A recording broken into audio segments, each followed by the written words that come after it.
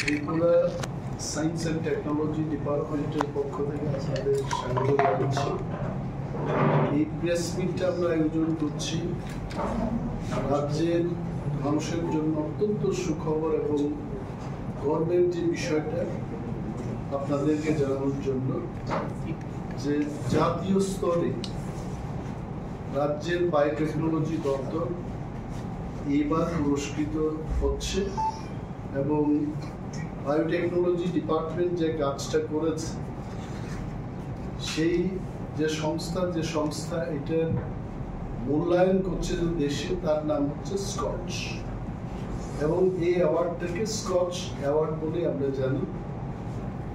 এই সম্মানটা কিন্তু আমি যতটুকু আমাদের কাছে খবর আছে 27টি রাজ্যের থেকে 400টি প্রকল্পের জন্য সেখানে আবেদন করে এবং ডিফারেন্ট স্টেজে কম্পিটিশনের পর আমাদের রাজ্য ত্রিপুরা, যার বায়োটেকনোলজি দপ্তর আগামী 29শে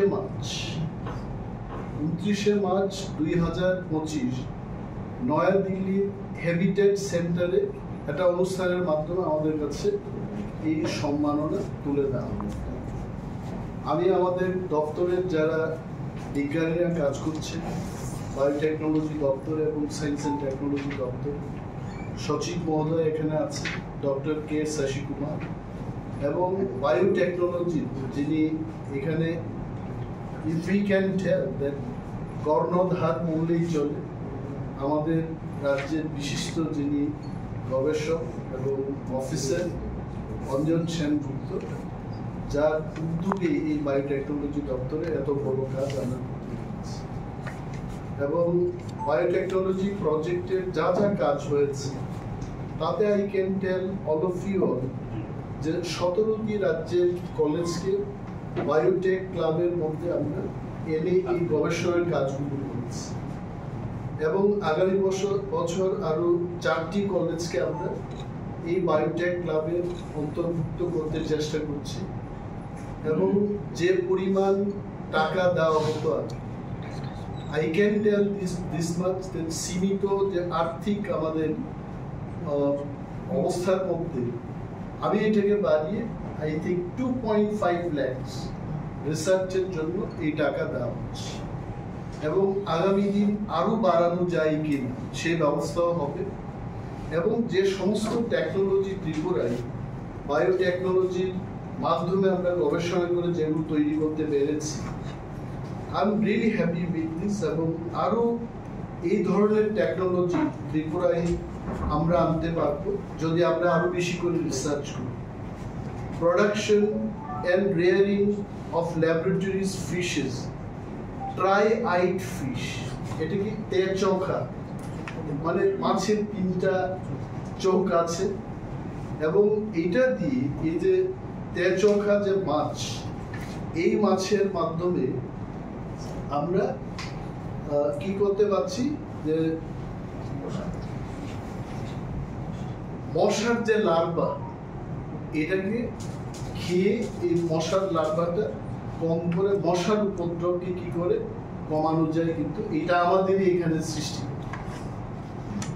মাছের খাদ্য, I think that fish food একটা কৃত্রিম উপায়ে তৈরি করা, একটা পাতার মতো সারাটা পুকুরের মধ্যে বা লেকের মধ্যে এটা ছড়িয়ে পড়তো, মাছ সেগুলো খেয়ে তাদের ওজন আরো বৃদ্ধি করতে পারে। এই ধরনের টেকনোলজি কিন্তু আমাদের এখান থেকে উঠে এসছে। যে মাশরুম কাল্টিভেশনে যে সমস্ত ফার্টিলাইজার ইউজ হচ্ছে, ফার্টিলাইজারকে ইউজ না করে কি করে কৃত্রিম উপায়ে তৈরি মাশরুম, ন্যাচারালি যে মাশরুমগুলো পাওয়া যায় তার স্বাদ যেন আমরা পেতে পারি, সেই লক্ষ্যেও কিন্তু গবেষণা চলছে। এইভাবে there are so many technologies biotechnology department আমরা আনতে সক্ষম হয়েছে এবং কলেজে যারা পড়াশোনা করছে ছাত্রছাত্রীদের আই থিঙ্ক 172 স্কুলস, উচ্চ মাধ্যমিক স্কুলের মাধ্যমে আমরা ডিএনএ ক্লাব গঠন করেছি এবং বিজ্ঞানকে কিভাবে গবেষণার মাধ্যমে ছাত্রছাত্রীদের মধ্যে আরো প্রসার লাভ করাতে পারি, সেটাই আমাদের উদ্যোগ। এবং তাতে ছাত্রছাত্রীরা কি করতে পারছে, তারা the students from biotechnology যে ইয়ে থেকে যেগুলো করতে পারছে, where is that, এখানে আছে, yes, identification of blood group, যেটা খুব সহজেই ছাত্রছাত্রীরা করতে পারছে। Colour from vegetation and organic abir, এই যে রং খেলার সময় আমাদের বিভিন্ন কেমিক্যাল ইউজ করে যেগুলো করছে, প্রাউডলি উই ক্যান টেল, আমাদের যে স্বসহায়ক দলগুলো আছে, দে হ্যাভ অলরেডি ডেমনস্ট্রেটেড যে এখানে কোনো কেমিক্যালের কোনো ইউজ নেই, রং তৈরি করতে পারছে। রিসাইক্লিং অফ ওয়েস্ট পেপার, আমরা অনেক কোম্পানির সাথে আলোচনা করছি যে ওয়েস্ট পেপারগুলোকে কালেক্ট করে রিসাইকেল করে বাজারে আবার কি করে আনা যায়। প্লাস্টিকের বিরুদ্ধে যে আমাদের আন্দোলন চলছে, বা প্লাস্টিক ইউসেজের বিরুদ্ধে যে অভিযান আমাদের, সেটাকে যদি সার্থক করে তুলতে হয়, তাহলে কিন্তু ওয়েস্ট পেপার রিসাইক্লিংটা অত্যন্ত জরুরি। এবং টেকনোলজি আমরা ইতিমধ্যেই আবিষ্কার করতে পেরেছি, it is there with us. তারপর মেডিসিনাল গার্ডেন, এটা আমরা অনেক বায়োভিলেজে এটা করছি। ডিএনএ এক্সট্রাকশন, আমরা আগে জানতাম যে মানুষের শরীরের থেকে ডিএনএ আমরা নিতে পারি, ডিএনএ টেস্ট করতে পারি, কিন্তু বায়োটেকনোলজি ডিভিশন অফ ত্রিপুরা ফল থেকে কিভাবে ডিএনএ এক্সট্রাক্ট করতে হয়, I think successfully we have invented that technology. এটা আজকে 172টা স্কুলের মধ্যে, আই ডোন্ট থিঙ্ক সমস্ত স্কুলে এটা করতে পেরেছে, but some of this schools they have already learn this technology. এবং এটার মাধ্যমে আগামী দিন কিন্তু হর্টিকালচার ডিপার্টমেন্টে যারা কাজ করছে, আমাদের এই টেকনোলজিকে ইউজ করে কিন্তু রাজ্যে ব্যাপকভাবে ফল চাষের ক্ষেত্রে এটা প্রয়োগ করা যেতে পারে। এবং নতুন যে বিষয়গুলি আমাদের সায়েন্স অ্যান্ড টেকনোলজি ডিপার্টমেন্টে, it is a great opportunity আপনাদের কাছে এগুলো তুলে ধরা, যে আমাদের বায়োভিলেজ 2.0, এই বায়োভিলেজ 2.0 যে প্রজেক্টটা, এই প্রজেক্টের টাকার পরিমাণ 1,30,000 ছিল ইনিশিয়াল, এবং সেটাকে বাড়িয়ে আমরা 2 লক্ষ টাকায় বায়োটেক কলেজে আমরা 2 লক্ষ টাকা করে দিচ্ছি। বায়োভিলেজে 33,000 থেকে 40,000 টাকা পার বেনিফিশিয়ারি, 40,000, রাইট। এবং মোট আমাদের 24টা, if I can remember correctly, 24টা বায়োভিলেজে যে সাকসেসফুলি আমরা গ্রামকে ইকো ফ্রেন্ডলি করে তোলার ক্ষেত্রে যে কাজটা করেছি, now I am having tremendous demand.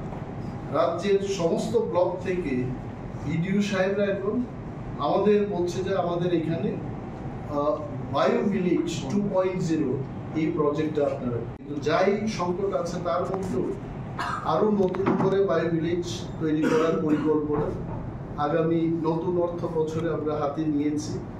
এবং অঞ্জন বাবুকে বিশেষ করে বলেছি যে রাজ্যের প্রতিটি ব্লকে, কত সংখ্যা আপনাকে বলেছিলাম আমি, অন্ততপক্ষে প্রতিটি ব্লকে 5 থেকে 10টা বায়োভিলেজ যেন আমরা প্রতিটি ব্লকে তৈরি করতে পারি, তার ডিপিআর তৈরি করুন, এবং সেই ডিপিআর ডোনার মিনিস্ট্রিতে পাঠিয়ে টাকা আসলে পর সারা রাজ্যে বায়োভিলেজের কাজ আমরা করি।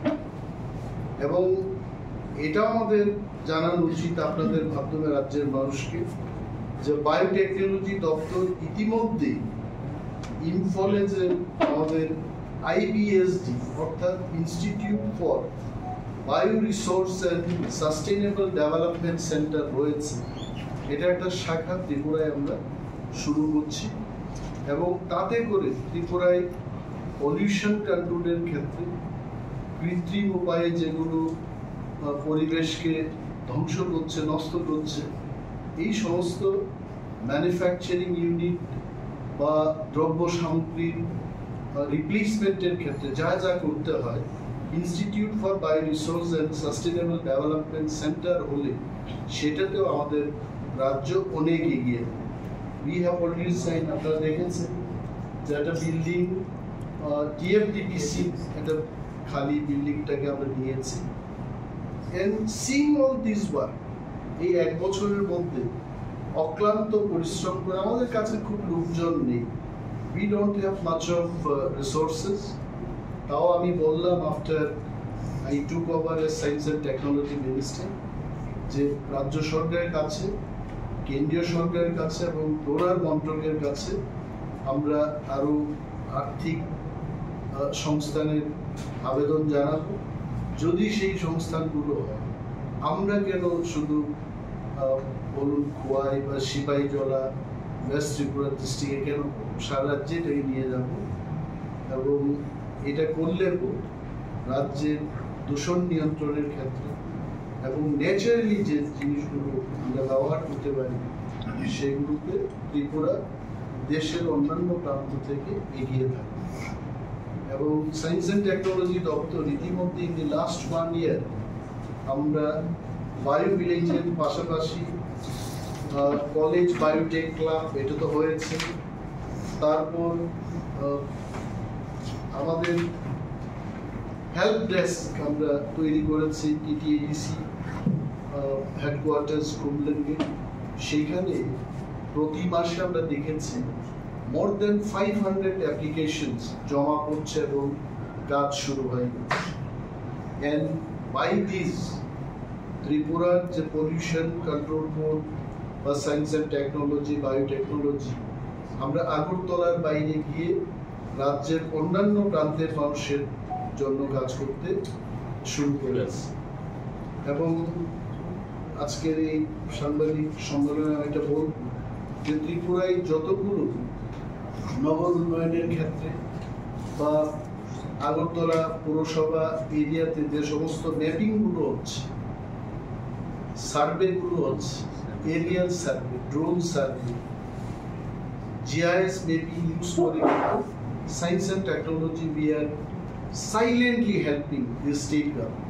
Urban development কি আমরা জিজ্ঞেস করতে পারি, বিরুনিয়া, সাবরুম ইত্যাদি শহরের যে ম্যাপিংগুলো হচ্ছে এগুলো কিন্তু আমাদের সায়েন্স অ্যান্ড টেকনোলজি ডিপার্টমেন্টের মাধ্যমে এগুলো হচ্ছে।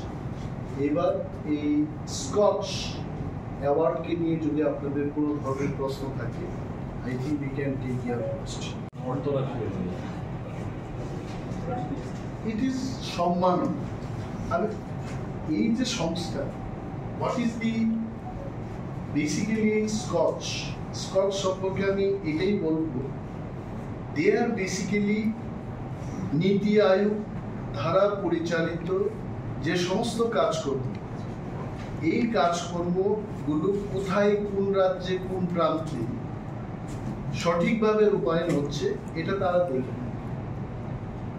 3 sectors they give most important. একটা হচ্ছে কমফোর্ট অ্যান্ড স্কিল ডেভেলপমেন্ট ক্ষেত্রে এরা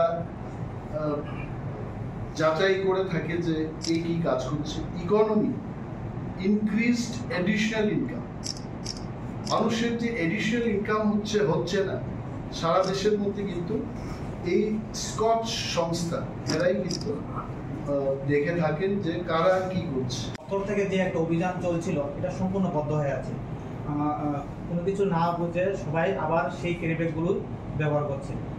দপ্তর এই বিষয়ে কতটুকু আছে? দপ্তর এই বিষয়ে আমিও এইভাবেই খবর পেয়েছি।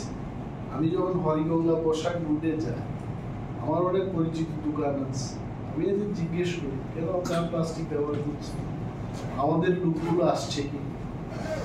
তো গতকাল অঞ্জন বাবুরাও ছিলেন, গতকালই তো ছিলেন, গতকাল ওনারা আমি ডাকলাম অফিসে এবং আমি একটা পথ খুঁজে পেলাম যে একটা স্কোয়াড, একটা টাস্ক ফোর্স আমি গঠন করছি।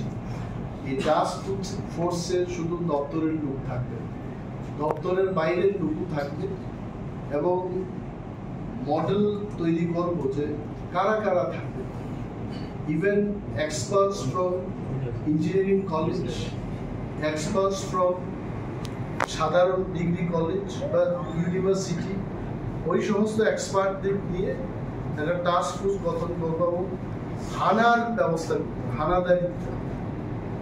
এটা না করলে পরে এটা হবে। তো আমি যদি এখন আমার দপ্তরের প্রসঙ্গে বলি যে দপ্তরের লোক যাচ্ছে না, ইট ইজ নট দ্যাট, কিন্তু কোনো কোনো ক্ষেত্রে দপ্তরের পলিউশন কন্ট্রোল বোর্ডটা হচ্ছে উপদেষ্টা কমিটির মতো, দে অনলি উইল অ্যাডভাইস, কিন্তু অ্যাডভাইসটাকে কার্যকর করতে গেলে টাস্ক ফোর্সের ডিএম এর ভূমিকা থাকে।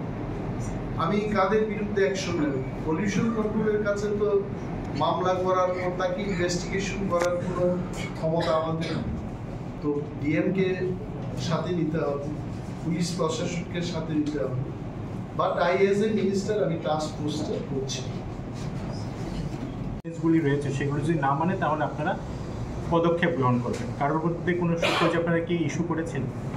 প্রথম কথা, অফিসে এসেই আমি ইন্ডাস্ট্রি দপ্তরকে আমার ভিজিট সংক্রান্ত যে ব্যাপারে আমাদের মেম্বার সেক্রেটারি পলিউশন কন্ট্রোল ওনার মাধ্যমে ইন্ডাস্ট্রি দপ্তরকে জানিয়েছি যে আপনারা যে ইন্ডাস্ট্রি এখানে বসালেন ত্রিপুরায়, ওরা কিন্তু পলিউশনের সমস্ত গাইডলাইন মানছে এবং টিম পাঠাবো সেখানে।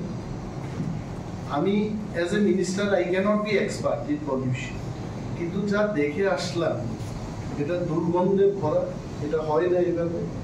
And there is one factory, আপনারাও যাবেন সেখানে, রোব্যাক্স বলে একটা ফ্যাক্টরি আছে রাবার, তার ওইখানে কোনো গন্ধ নেই, বাকিদের ওইখানে গন্ধ আছে। তো তড়িঘড়ি করে আমি সেখানে ইঞ্জিনিয়ার যে কাজ করছিলেন তাকে জিজ্ঞেস করলাম যে তোমাদের এখানে গন্ধ বেরোচ্ছে না কারণটা কি? বলছে যে আমরা একটা স্পেশাল প্লান্ট এখানে বসালাম, যার নাম ওরা বলেছে স্ক্রাবার, মানে এটাকে উপরে নিয়ে বাষ্পের মতো করে এই দুর্গন্ধটা এরা নিষ্ক্রিয় করে এটাকে এনভায়রনমেন্টে ছেড়ে দিচ্ছে। তো আই ক্যান টেল, মানে এখনো মিটিংটা হয়নি, মিটিং হবে, নোটিশ দেওয়া হয়েছে যে মিটিং হবে, মিটিংয়ে আমরা আবার এদের গাইডলাইন স্মরণ করিয়ে দেবো। ইভেন আমাদের রাজ্যের ইন্ডাস্ট্রি দপ্তরকেও আমরা বলবো ইন্ডাস্ট্রি করুন, ইট ইজ ফাইন, কিন্তু not at the cost of the people's health. তো সেক্রেটারি কিরণ গীতেকে আমি বললাম, গীতে ইজ অলসো ভেরি প্রোঅ্যাক্টিভ এবং উনি বললেন যে যা যা করার এজ ইন্ডাস্ট্রি সেক্রেটারি তো আমি এইটুকু বলতে পারি যে রোব্যাক্স যে টেকনোলজিটা ইউজ করছে, এইটা যদি অন্যান্য রাবার বেসড ইন্ডাস্ট্রিজ বা ফ্যাক্টরিজ যারা এখানে আছে তারা যদি এটা ফলো করে, আই এম শিওর 80% দুর্গন্ধ বা পলিউশনটা চলে যাবে। তবে এটা আমার পক্ষে as a minister, as a non expert এগুলো বলা ঠিক হবে। সো এক্সপার্ট আসছে, ইন্ডাস্ট্রি এবং পলিউশন কন্ট্রোল উভয় ডিপার্টমেন্ট মিলেই কিন্তু বিশ্লেষণ আমরা করবো। অ্যান্ড আই এম টেলিং, আবারও বলছি, আফটার দ্যাট তারপরে যদি কেউ পলিউশন গাইডলাইন যদি না মানে, আই এশিওর দ্যাট বন্ধ করে দেওয়া হচ্ছে।